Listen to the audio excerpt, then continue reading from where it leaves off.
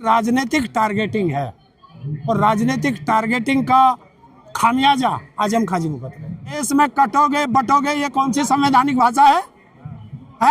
और जो संसद के अंदर कटमुल्ला पटमुल्ला बोलते हो वो कौन सी संवैधानिक भाषा है? तो तुम लोगों को भी सबको वो बता रहा कॉकरोच, क्या तुम लोग कॉकरोच हो?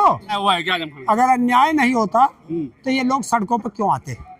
हमारा कुत्ता कुत्ता और तुम्हारा कुत्ता टॉमी। देखिए आज कुछ एक वो आया था मैसेज कि आज आजम खान जी के ऊपर होने वाले जुल्मों के खिलाफ एक प्रोटेस्ट है, तो उस प्रोटेस्ट में हम लोग भी शामिल होने आए, क्योंकि जब जब सत्ता किसी पर जुल्म करती है तो देश के इंसाफ पसंद लोगों को उसमें भाग लेना चाहिए।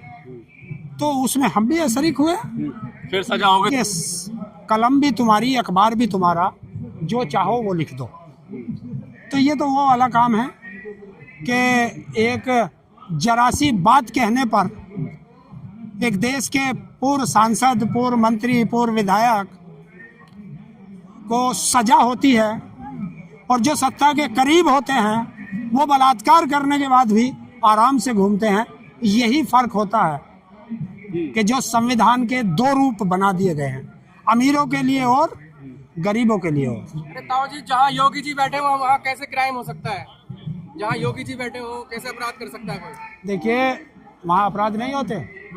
मैंने तो देखा है, अभी मेरठ के अंदर एक बेटी अपनी माँ के साथ जा रही है और उस माँ के साथ से उसे जबरदस्ती गाड़ी में उठा के लेके चले गए और बलात्कार कर दिया। मैंने तो देखा है बनारस में बीजेपी के आईटी सेल के लोग बेटी के साथ दुराचार करते हैं और फिर बीजेपी का प्रचार करते हैं 2 महीने तक, और जब वो जेल से आते हैं बाद में छूट के तो यही बीजेपी वाले योगी की सरकार में उसके फूल मालाओं से स्वागत करते हैं। तो फिर क्या कहोगे आप? इसे दोहरा चरित्र कहोगे या नहीं कहोगे? तो आजम खान को टारगेट करके उन पे सब देखिए हाँ, ये टारगेटिंग, ये राजनीतिक टारगेटिंग है और राजनीतिक टारगेटिंग का खामियाजा आजम खाजी भुगत रहे। गुंडे माफिया छोड़ के भाग रहे हैं, आजम खान जैसे लोग जेल में हैं। यार कौन सा गुंडा माफिया भारत उत्तर प्रदेश से भाग गया? उसका एक का नाम बताओ जो यहाँ से भागा हो, एक का नाम बताओ। देखिए एक चीज है, ये रटा रटाया शब्द मत बोला करो, और वो बोलोगे तो उनके सामने बोला करो जो तुमसे जवाब ना मांग सके। मेरे सामने सिर्फ तथ्य पे बात किया करो। आप लोगों ने कह दिया कि गुंडे माफिया यूपी से भाग रहे हैं, कहाँ भागे? 22 प्रदेश में तो यूपी बीजेपी की सरकार है। यहाँ अपराध करो, बिहार में चले जाओ, बिहार में अपराध करो, बंगाल में चले जाओ, बंगाल में अपराध करो, तो यूपी में आ जाओ। तो कहाँ भाग रहे हैं वो? यहीं तो रह रहे हैं। संरक्षण किसका है? एनकाउंटर हो रहा है हर दिन, जो अपराध करते हैं किसका किया बताइए, किसका किया? हर दिन होता है। कौन से किसका हुआ मुझे बताइए। अब सुन, अब नंबर सुन लेना। मेरठ में दलित की बेटी का बलात्कार हुआ, क्या एनकाउंटर हुआ? हाथरस में दलित की बेटी का बलात्कार हुआ, हत्या हुई, क्या एनकाउंटर हुआ? उन्नाव कांड में एनकाउंटर हुआ क्या? कौन से कांड में हुआ? बनारस कांड में हुआ क्या? गाजियाबाद कांड में हुआ क्या?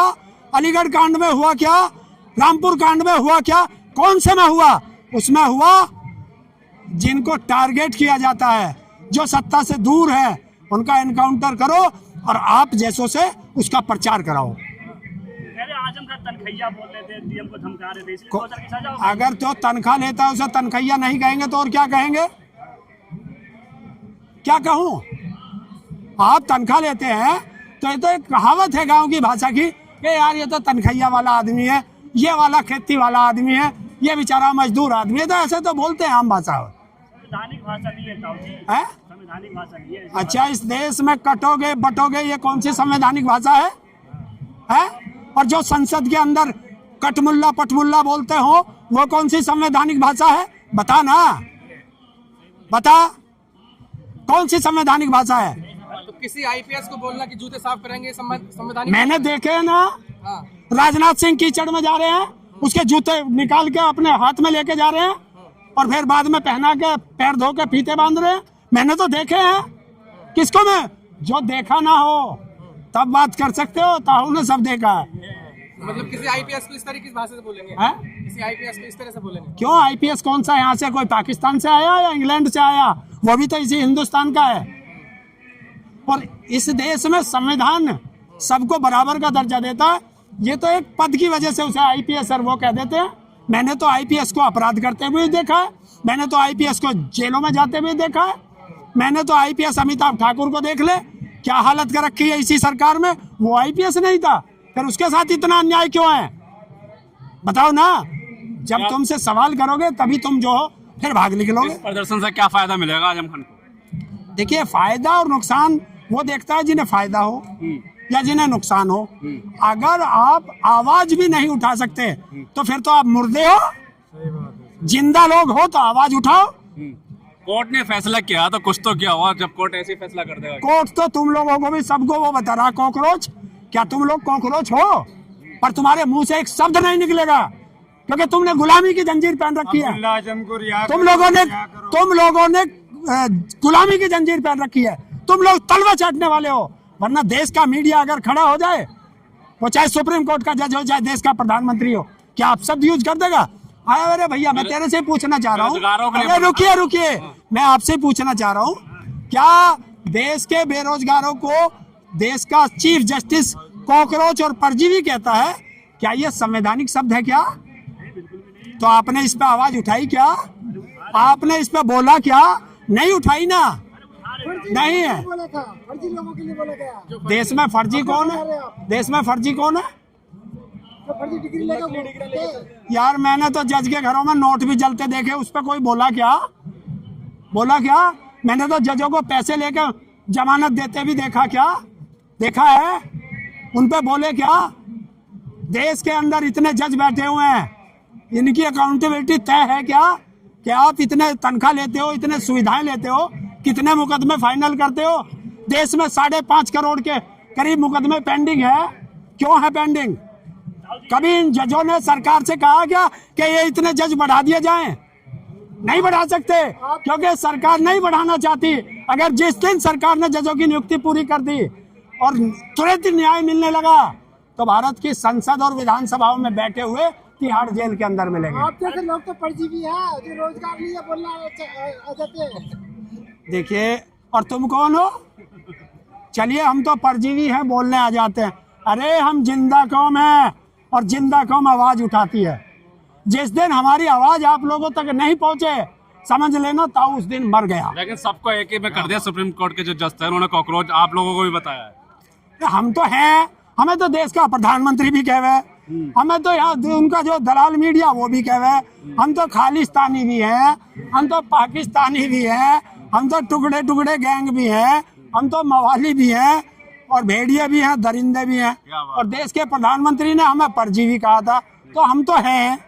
तो हम तो, परजीवी का मतलब होता है खून पीने वाला। और जब सरकार हमारे ऊपर अत्याचार करेगी तो हम तो सरकार का खून पी लेंगे ही। ताऊ, सुप्रीम कोर्ट के मुख्य न्यायाधीश ने जो कॉकरोच वाला शब्द बोला है, लेकिन जब रोजगार मांगने के लिए युवा सड़कों पर उतरता है तो लाठीचार्ज होती है, उन पर डिटेन किया जाता है, तब कहाँ चले जाते हैं सीजीआई? ये तो आप बताओ, आपको भी तो कहा, आप भी तो बेरोजगार हो। ये तो जब सवाल जवाब आप लोगों को देना चाहिए ना। तो करो मोर्चा शुरू उसके खिलाफ, क्यों नहीं करते? डरते हो है? अगर यही डर भगत सिंह के अंदर होता तो आज आप यहाँ खड़े हुए होते। यही डर अगर चंद्रशेखर आजाद के अंदर होता, अशफाक उल्लाह खां के अंदर होता, सुभाष चंद्र बोस के अंदर होता, तो आज आप यहाँ खड़े होते या वो जज की औकात होती कि हमें परजीवी कह देता? राव जी, ये बताइए, जो ब्रिजभूषण है भाजपा के नेता, वो तो कह रहे थे, खुलेआम कह रहे थे कि हमने एक मर्डर किया है। आजम खान साहब तनखैया वर्ड किया, उसके लिए जेल चले गए, वो बाहर घूम रहे हैं। इसे ही तो कहते हैं दोहरा चरित्र। हाँ। अब देखो, सवाल भी खुद कर रहा है और इसका जवाब भी इसी को मिल गया है। इसी ने जवाब बता दिया। अभी तो आपने कहा गुंडे माफिया देश छोड़ के भाग गए, और अब आप ही कह रहे हो ऐसी बात है। तो अब तुम्हारा जवाब और तुम्हारा ही सवाल तुम्हारे ही मुंह से इस सारे मीडिया पे कैद हो चुका है। बस चेहरा मत दिखाना, वरना आपके यहाँ भी कोई ना कोई पहुंच जाएगा। क्या अन्याय हुआ है क्या आजम खान साहब के साथ? अन्याय हुआ है क्या आजम खान? अगर अन्याय नहीं होता तो ये लोग सड़कों पर क्यों आते? बताइए। कभी कभी आ जाते हैं सड़कों पे, दिखते तो है नहीं लोग, आज दिख रहे हैं कुछ। पिछली बार भी आए थे। अभी देखो, पत्रकार ने पूछा, कभी कभी दिख जाते हैं, अभी कह रहे हैं कि सड़कों पे आने से क्या न्याय मिलता है? अरे अपनी बात रखते हैं, अपना दुख दर्द सरकार को सुनाते हैं, लेकिन बहरी सरकार को कैसे सुना? तो आवाज तो उठाएंगे। जब तक जीवित हैं आवाज उठाना हमारा संवैधानिक अधिकार है और वो उठाएंगे। अच्छा, योगी जी जिस तरीके से विकास कर रहे हैं यूपी में, तो क्या फिर से वापसी करेंगे वो?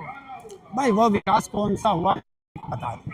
अच्छा और सुनो भाई, पत्रकार महोदय, यूपी के 5 विकास गिनाओ। 5 विकास। कोई गरीब भूखा नहीं सो रहा है, हाँ? राशन मिल रहा है। है? कोई गरीब भूखा नहीं सो रहा है, राशन मिल रहा है। राशन किसे मिलता है? गरीबों को तो टाइट मिलता किया जा रहा है। है। अब्दुल को बोल रहे हैं टाइट कर रहे हैं। एक आदमी अब्दुल को टाइट कर रहा है, सुनिए, एक आदमी अब्दुल को टाइट कर रहा है और उनका जो वो है बड़ा बाबा, वो अब्दुल के बाबा से हाथ फैलाकर गले मिल रहे हैं।